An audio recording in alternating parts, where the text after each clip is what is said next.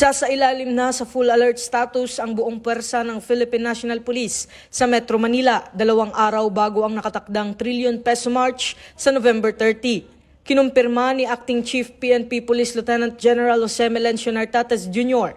na simula November 28 ay ilalagay na sa full alert ang National Capital Region Police Office upang matiyak ang pinakamataas na antas ng seguridad at agarang pagresponde sakaling kailanganin.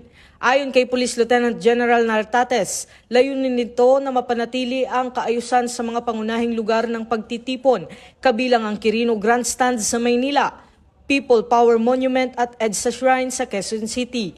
Aabot sa 15,000 pulis ang ide-deploy para sa seguridad ng mga kalahok at ng publiko. Sa bilang na ito, 8,805 pulis ay mula sa NCRPO, habang 6,292 naman ang magmumula sa Special Action Force at sa Police Regional Offices ng Ilocos Region, Central Luzon, Calabarzon at Cordillera Administrative Region. Sinabi naman ni PNP spokesperson Police Brigadier General Randolph Tuanyo na pagbabantayan ang mga lessons learned noong September 21 rally upang maiwasan ang anumang kaguluhan. Magsasagawa rin ng real-time monitoring sa pamamagitan ng mga CCTV at paiigtingin ang social media tracking.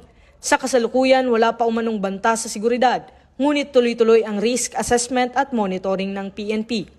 Ito ang bagong PNP sa bagong Pilipinas, serbisyong mabilis, tapat at nararamdaman.